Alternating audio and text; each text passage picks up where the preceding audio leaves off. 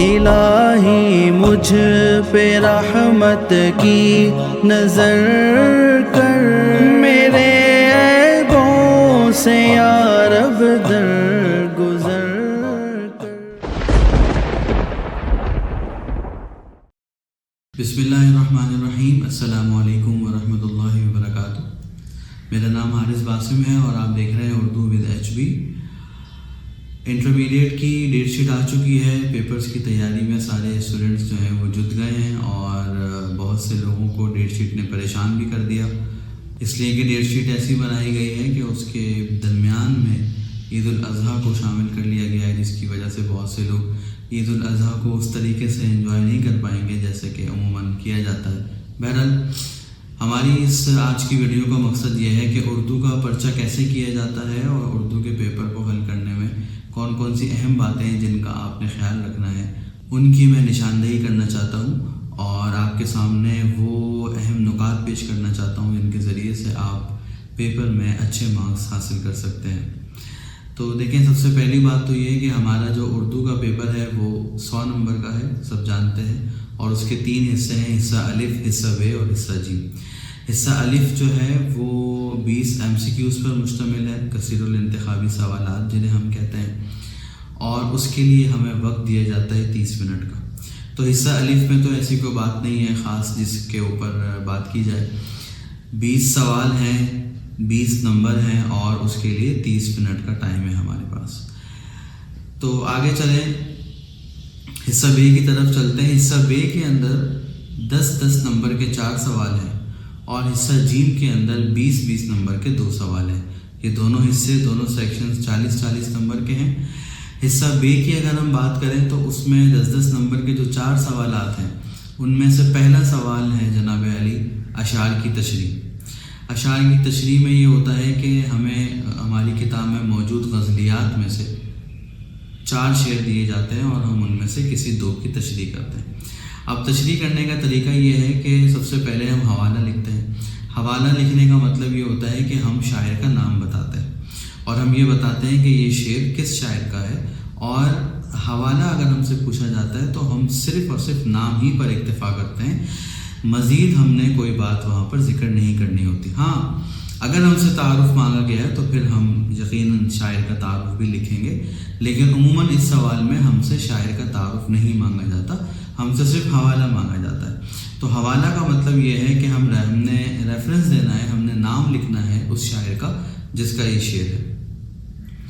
اور اگر ہم بہت ہی زیادہ اس کو بہتر بنانا چاہتے ہیں، خوبصورت بنانا چاہتے ہیں، تو ہم شاعر کے نام کے ساتھ ساتھ شاعر کا ایک لقب بھی وہاں پر ذکر کر دیں گے۔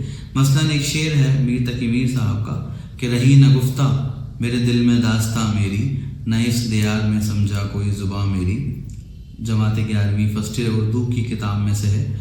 تو اس کا حوالہ ہم کیسے لکھیں گے؟ اس کا حوالہ ہم بہت ہی آسان انداز میں یوں لکھیں گے کہ یہ شعر ہماری کتاب میں موجود میر تقی میر کی غزل سے لیا گیا ہے، اور میر تقی میر صاحب جو ہیں انہیں خدائے سخن کہا جاتا ہے۔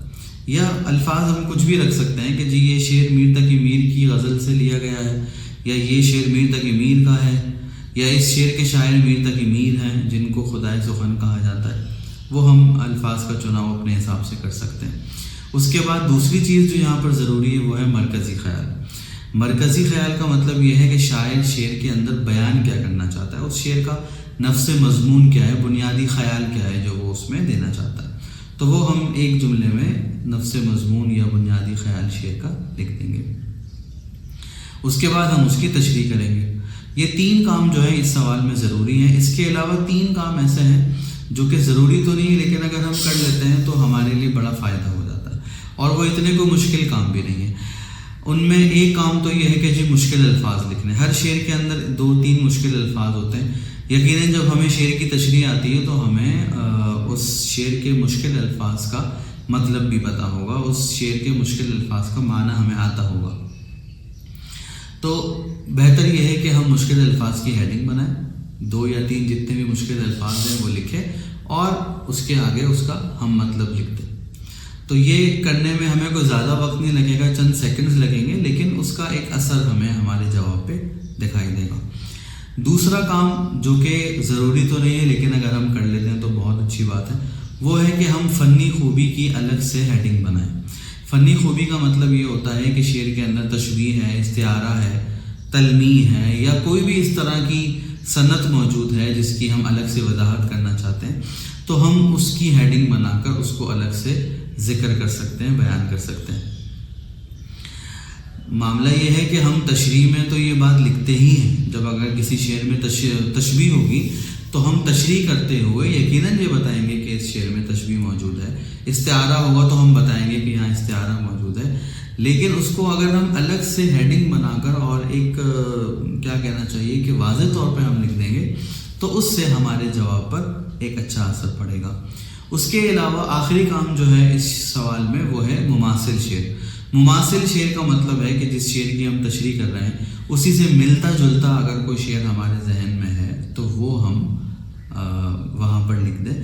لازمی نہیں ہے، ضروری نہیں ہے کہ جس شاعر کا شعر ہمیں تشریح کے لیے دیا گیا ہے مماثل شعر بھی ہم اسی شاعر کا لکھیں، وہ ہم کسی اور شاعر کا بھی لکھ سکتے ہیں۔ تو یہ اس پورے سوال کی پریزنٹیشن ہے کہ ہم نے 3 کام جو ہیں وہ ضروری کرنے ہیں اور 3 کام ہماری مرضی کے اوپر ہیں۔ اگر ہم چاہیں اپنے سوال کو، اپنے جواب کو بہت اچھا بنانا چاہتے ہیں اور جو کاپی چیک کر رہا ہے شخص اس کے اوپر ایک اچھا اثر ہم ڈالنا چاہتے ہیں تو ہمیں وہ 3 کام مزید کر لینے چاہیے۔ اور اس میں ایک جو سب سے اہم بات ہے وہ یہ ہے کہ 4 شعر میں سے ہم نے 2 شعر کرنے، تو کون سے 2 شعر ہم کرنے والے ہیں یہ ہمیں بتانا ضروری ہوتا ہے کہ ہم نے 4 میں سے اپنے لیے کون سے 2 پسند کیے۔ تو اس کو بتانے کا ایک طریقہ تو یہ ہے کہ جو اس کے نمبر ہیں 1 2 3 الف ب ج یا جس سیکوینس میں بھی اس کی نمبرنگ ہوئی ہوئی ہے ہم جواب لکھتے ہوئے لکھ دیں گے بھائی شعر نمبر 1 کی میں تشریح کر رہا ہوں۔ لیکن اس سے بھی بہتر انداز اور بہتر طریقہ یہ ہے کہ ہم جو ہے وہ اس شعر کے 2-3 الفاظ شروع کے لکھ دیں اور آگے ہم اس کے ڈاٹس ڈال دیں۔ جیسے مثال کے طور پر جو شعر میں نے ابھی پڑھا کہ رہی نہ گفتہ میرے دل میں داستاں میری، تو اگر میں تشریح کرنے سے پہلے اوپر لکھ دوں کہ رہی نہ گفتہ میرے دل میں اور آگے میں 3 نقطے ڈال دوں اور اس کے بعد میں تشریح لکھوں گا تو کاپی چیک کرنے والے کے لیے بہت زیادہ آسان ہو جائے گا یہ سمجھنا کہ میں کون سے شعر کی تشریح کر رہا ہوں۔ یہی کام ہمیں ہر سوال میں کرنا ہے، کیونکہ ہر سوال میں ہمارے پاس چوائسیز ہوتی ہیں، کہیں پہ ہم نے 2 میں سے 1 کرنا ہے، کہیں 3 میں سے 1 کرنا ہے، کہیں 4 میں سے 2 کرنا ہے۔ تو اس کو ظاہر کرنے کے لیے اور یہ بیان کرنے کے لیے کہ ہم نے 3 میں سے کون سا 1 اپنے لیے منتخب کیا ہے، اس کا طریقہ یہ زیادہ بہتر ہے، بجائے سے کہ ہم نمبر ڈالیں یہ زیادہ بہتر ہے کہ ہم وہاں پر لکھ دیں کہ اگر کوئی شعر ہے تو ہم اس کے 2-3 الفاظ شروع کے لکھ دیں، کوئی اقتباس ہے تو اس کے شروع کے 2-3 الفاظ ہم وہاں پر لکھ دیں، خلاصہ ہے تو اس کے سبق کا عنوان ہم بڑا وہاں پر لکھ دیں تاکہ چیک کرنے والے کو یہ پتہ چل جائے کہ ہم کون سا خلاصہ کر رہے ہیں یا مرکزی خیال کر رہے ہیں جو بھی۔ تو یہ ہمارے حصہ بے کا پہلا سوال تھا، اشعار کی تشریح۔ دوسرا جو سوال ہے ہمارے پاس حصہ بے میں وہ ہے اقتباس کی تشریح۔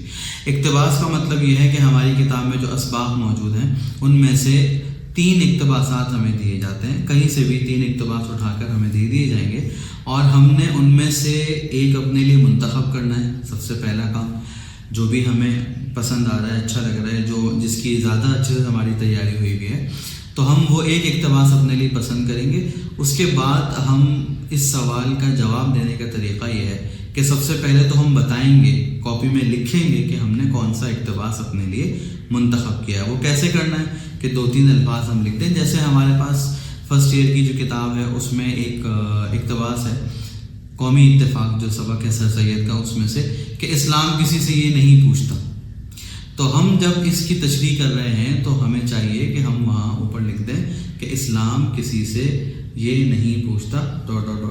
اور اس کے بعد ہم اپنا سارا کام کر لیں۔ اس سے فائدہ یہ ہوگا کہ کاپی چیک کرنے والے کے لیے آسانی ہو جائے گی۔ اب یہاں پر ہم نے کرنا کیا ہے، ہم نے یہ بتانا ہے کہ یہ اقتباس کون سے سبق کا ہے، اس سبق کا مصنف کون ہے اور وہ جو سبق ہے وہ کہاں سے لیا گیا ہے، کون سی کتاب سے ماخوذ ہے۔ تو اس کا ایک طریقہ تو یہ ہے کہ ہم ہیڈنگ بنائیں کہ سبق اور مصنف کا نام، یہ ہیڈنگ ہو گئی، اور اس کے بعد ہم لکھ دیں کہ جی یہ جو اقتباس ہے یہ ہماری کتاب میں موجود سر سید احمد خان کے سبق سے لیا گیا ہے، سبق کا نام قومی اتفاق ہے جو کہ ان کی کتاب مقالات سر سید سے ماخوذ ہے۔ ایک طریقہ تو یہ ہے کہ ہم اس طرح پیراگراف بنا کر لکھتے ہیں۔ دوسرا طریقہ یہ ہے کہ ہم اس کو پیراگراف کی شکل میں ہیڈنگ بنا کے نہ لکھیں، بلکہ ہم 3 جو ہے وہ جس کو ہم کہتے ہیں کہ بلٹس بنا لیے جائیں۔ سب سے پہلے ہم لکھیں جی سبق کا نام کولن قومی اتفاق، پھر ہم لکھیں مصنف کا نام سر سید احمد خان، پھر ہم لکھیں ماخذ مقالات سر سید۔ یاد رکھیے گا کہ جو سبق ہماری کتاب میں موجود ہوتا ہے وہ ماخوذ ہوتا ہے، اور جہاں سے وہ لیا گیا ہوتا ہے وہ کتاب اس سبق کا ماخذ ہوتی ہے۔ تو جب ہم ماخذ کا نام بتائیں گے تو ہم مقالات سر سید سے پہلے ماخذ ہی لکھیں گے۔ بعض اوقات بچے وہاں پر ماخوذ لکھ دیتے ہیں یا ماخوذ از لکھ دیتے ہیں، تو ماخوذ از تو خیر ٹھیک ہے چلے گا، لیکن صرف ماخوذ لکھ دینا یہ مناسب نہیں ہے، کافی نہیں ہے، وہ بات عجیب سی ہو جاتی ہے۔ تو یا تو ہم ماخوذ از مقالات سر سید لکھیں، از کا مطلب ہوتا ہے فارسی میں سے، کہ بھئی یہاں سے ماخوذ ہے، یا پھر ہم ماخذ لکھیں، صرف ماخوذ لفظ جو ہے اس پر ہم اکتفا نہ کریں۔ تو اس طریقے سے ہم نے 3 لائنوں میں یہ لکھا، اس کے بعد تشریح کی ہیڈنگ ڈالی اور اس کے بعد ہم نے تشریح کر دی۔ اچھا، تشریح کرنے کا طریقہ یہ ہے کہ ہم کوشش کریں کہ ہم 3 پیراگراف بنائیں اپنی تشریح کے۔ پہلے پیراگراف میں ہم یہ بتائیں کہ اس پورے سبق کے اندر کیا بیان ہو رہا ہے، جس کو سیاق و سباق بھی کہا جاتا ہے۔ بعض لوگ اس کی الگ سے ہیڈنگ بنا دیتے ہیں سیاق و سباق کی، تو الگ سے ہیڈنگ بھی بنائی جا سکتی ہے۔ بہتر یہ ہے کہ الگ سے ہیڈنگ بنانے کے بجائے ہم جو ہے وہ اپنی تشریح کے اندر ہی اس کو ایک الگ پیراگراف دے دیں اور اس میں پورے سبق کا نچوڑ ہم لکھ دیں کہ بھائی اس سبق میں یہ بیان ہو رہا ہے۔ دوسرے پیراگراف میں ہم جو ہے وہ اس اقتباس میں کیا بیان ہو رہا ہے اس کا نفس مضمون ہم وہاں پر لکھتے ہیں، اور پھر تیسرا جو پیراگراف ہم بنائیں اس میں ہم اس کی پوری تشریح ذکر کر دیں کہ اس اقتباس میں کیا کیا باتیں ہیں۔ اگر وہاں پر کسی شہر کا ذکر کیا گیا تو اس شہر کے بارے میں تھوڑا سا بیان کریں، کسی شخصیت کے بارے میں ذکر ہے تو اس شخصیت کے بارے میں تھوڑا سا لکھیں، اور اسی طرح کسی کتاب کا اگر ذکر آ رہا ہے تو اس کتاب کے بارے میں لکھیں۔ تو اس طریقے سے ہم اس اقتباس کی تشریح کریں گے۔ یہ اس سوال کو کرنے کا مکمل طریقہ ہے۔ تو یہ 10 نمبر کا دوسرا سوال ہو گیا حصہ بے کا۔ پہلا سوال تھا اشعار کی تشریح اور دوسرا سوال تھا اقتباس کی تشریح۔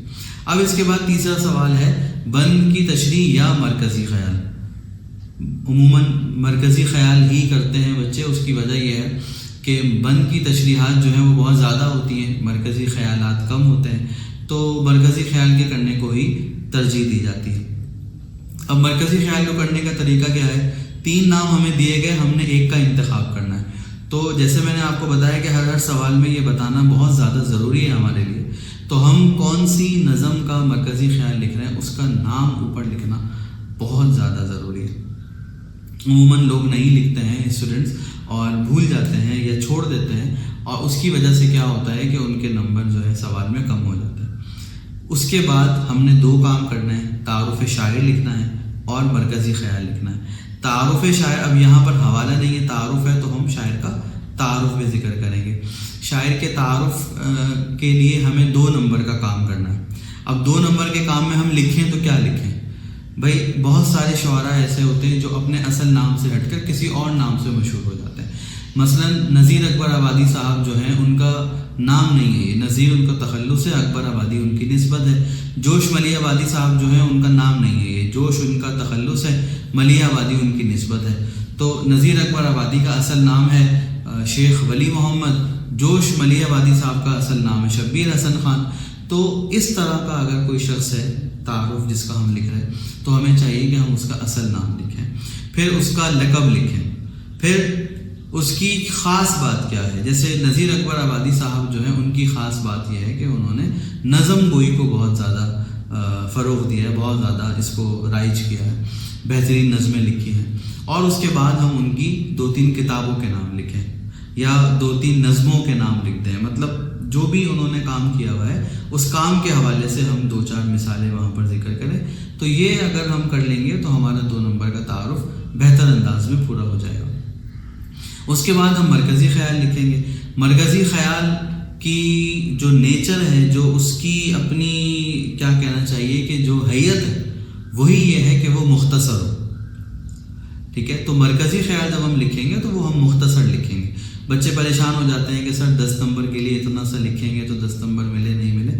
تو مرکزی خیال بیٹا جب ہوتا ہی مختصر ہے تو پھر ہمیں اس کو مختصر ہی لکھنا ہے. ہم نے یہ بتانا ہے کہ نظم میں شاعر کیا سبق ہمیں دینا چاہ رہا ہے اور ہمیں کیا سکھانے کی کوشش کر رہا ہے, اور اس کو تھوڑا سا دکھنے میں بہتر بنانے کے لیے ہم یہ کر سکتے ہیں کہ اس میں شعر ہم لکھ دیں.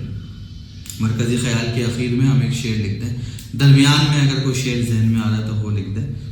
کوئی شعر اگر ہمیں سمجھ میں نہیں آ رہا تو جس نظم کا مرکزی خیال لکھا ہے اسی نظم کا کوئی شعر ہم آخر میں لکھ دیں. تو اس سے کیا ہوگا کہ وہ تھوڑا سا ہمیں دکھنے میں زیادہ لگے گا, تو یہ ہماری یہ ٹینشن ختم ہو جائے گی کہ ہم نے اتنا سا لکھا ہے, پتہ نہیں ہمیں نمبر ملیں گے کہ نہیں ملیں گے. تو بہرحال یہ اس کو کرنے کا طریقہ ہے. یہ تیسرا سوال تھا حصہ بے کا. حصہ بے کا چوتھا اور آخری سوال جو ہے وہ سبق کا خلاصہ یا سوال جواب ہے. اس میں دونوں اطراف پہ ہم جا سکتے ہیں, سبق کا خلاصہ بھی ہم کر سکتے ہیں اور سوال جواب بھی کر سکتے ہیں. بہتر یہ ہے کہ سوال جواب کیے جائے. سوال جواب بہتر کیوں ہے اس کی وجوہات میں ابھی آپ کو بتاتا ہوں. پہلے ہم یہ سمجھ لیں کہ اگر ہم خلاصہ کر رہے ہیں تو ہم خلاصہ کس طریقے سے کریں گے. وہی طریقہ ہے جو ہم نے مرکزی خیال میں دیکھا کہ 3 سبق ہمیں دیے جائیں گے, ہم نے ایک کا خلاصہ لکھنا ہے. تو ہم کیا کریں کہ ہم سب سے پہلے تو سبق کا نام لکھ دیں کہ میں اس سبق کا خلاصہ لکھنا چاہتا ہوں. اس کے بعد ہم لکھیں مصنف کا تعارف. اچھا, ایک بات جو بہت زیادہ اہم ہے یہاں پر وہ یہ ہے کہ شاعر اور مصنف کا فرق ہمیں پتہ ہونا چاہیے, اور پیپر کرتے ہوئے ہمارے ذہن میں یہ چیز مستحضر ہونی چاہیے کہ ایسا نہ ہو کہ شاعر کی جگہ ہم مصنف لکھ دیں, مصنف کی جگہ ہم شاعر لکھ دیں, کیونکہ یہ معمولی غلطی نہیں, یہ کوئی عام غلطی نہیں, یہ بہت بڑی غلطی ہے کہ پتہ چلا کہ جی نظم کا مرکزی خیال لکھ رہے ہیں اور وہاں تعارف مصنف لکھ دیا, اور اس کے نیچے لکھ رہے ہیں کہ جی اس سبق میں شاعر یہ بتانا چاہ رہا ہے. وہ عجیب, بہت نامناسب ہو جائے گا. اسی طرح ہم خلاصہ لکھ رہے ہیں تو وہاں ہم نے تعارف شاعر لکھ دیا کہ اس سبق میں شاعر یہ بیان کر رہا ہے. نہیں, یہ مناسب نہیں ہے بالکل بھی, کیونکہ یہ غلطی تو بہت ساری ہوتی ہے ہم سے, لیکن یہ ایسی غلطی ہے جس کا بہت گہرا خمیازہ ہمیں بھگتنا پڑ سکتا ہے, کیونکہ یہ جیسے میں نے کہا کہ معمولی غلطی نہیں ہے. تو ہم تعارف مصنف لکھیں گے. تعارف مصنف کو لکھنے کا وہی طریقہ ہے جو پچھلے سوال میں تعارف شاعر کو لکھنے کا طریقہ تھا کہ بہت سے لوگ ہیں اپنے قلمی نام سے مشہور ہو جاتے ہیں, ان کا اصلی نام کچھ اور ہوتا ہے, تو ہم ان کا اصلی نام لکھیں. پطرس بخاری ہیں جیسے مثلا, ابن انشا ہیں, منشی پریم چند ہیں, ان سب حضرات کے اپنے اپنے الگ الگ جو حقیقی نام ہے وہ الگ ہیں. منشی پریم چند کا اصلی نام جو ہے وہ دھنپت رائے ہے, ابن انشا کا شیر محمد خان ہے, پطرس بخاری کا احمد شاہ ہے. تو اصل نام لکھیں, ان کا لقب لکھیں, ان کی خدمات کے حوالے سے لکھیں کہ ان کی خاص بات کیا ہے. اور جیسے ابن انشا صاحب جو ہیں انہوں نے بہت سارے کام کیے, لیکن سفر نامہ نگاری میں اور طنز لکھنے میں ان کو بہت زیادہ اہمیت دی گئی, بہت زیادہ شہرت ملی ہے. اس کے علاوہ ہم ان کی 2-3 کتابوں کے نام لکھیں. کتابوں کے نام لکھنا بہت زیادہ ضروری ہے تاکہ پڑھنے والے کو یہ پتہ چلے کہ جس نے اس شخصیت کے بارے میں لکھا ہے وہ یقیناً اس شخصیت سے واقف ہے. اس کے بعد ہم خلاصہ لکھیں گے. خلاصہ لکھتے ہوئے سب سے اہم چیز جس کا ہم نے خیال رکھنا ہے وہ یہ ہے کہ ہم نے خلاصے میں شعر نہیں لکھنا ہوتا. شعر نہ لکھنے کی وجہ بھی میں آپ کو بتا دیتا ہوں.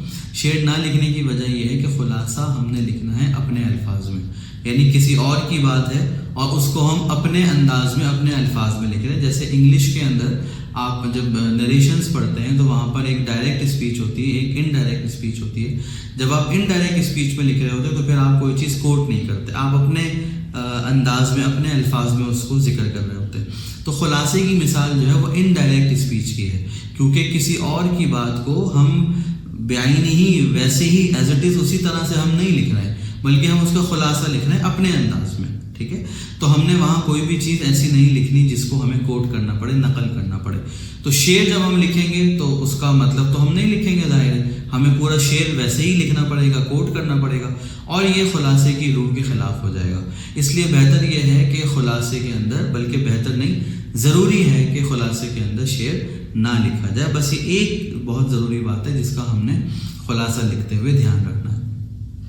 دوسرا جو آپشن ہے اس سوال میں وہ ہے سوال جواب. سوال جواب میں نے شروع میں کہا کہ کرنا بہتر ہے, اس کی وجہ یہ کہ وقت بہت زیادہ بچے گا آپ کا.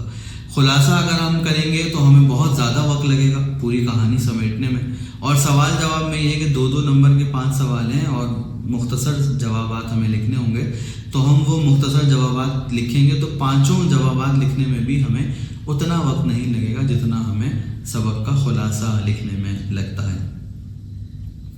ایک بات تو یہ. دوسری بات یہ ہے کہ ہمیں آپ کو پتہ ہے کہ اردو کے پیپر میں نمبر دیے جاتے ہیں 80%. تو اگر ہم 10 نمبر کا سوال ہے خلاصے کا 10 نمبر کا کام کریں گے تو اس کا 80% بنتا ہے 8.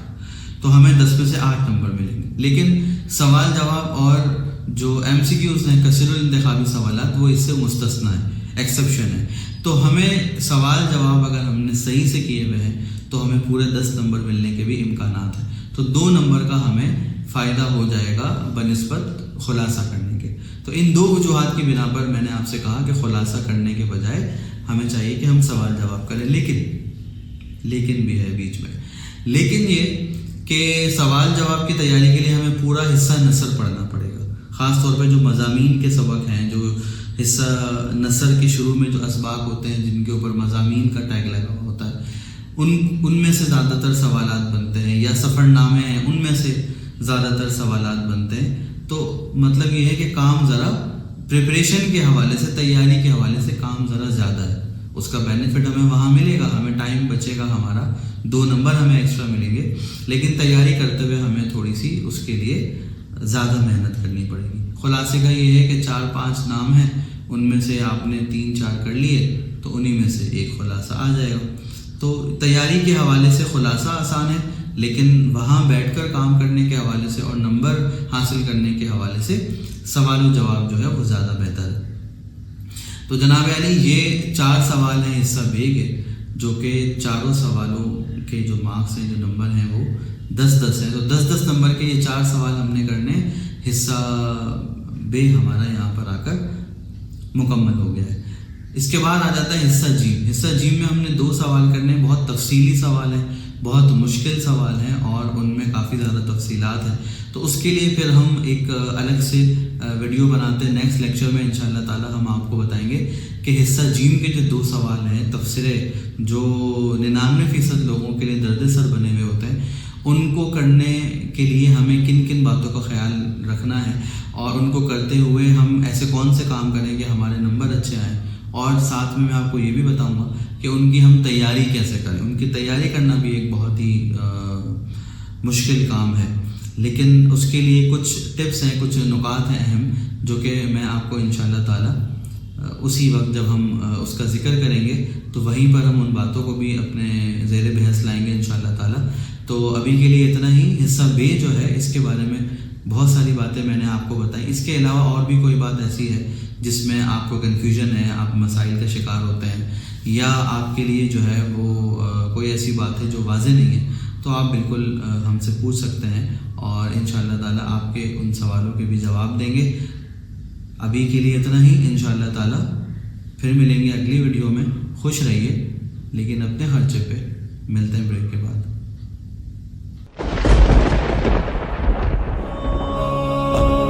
الہی مجھ پہ رحمت کی نظر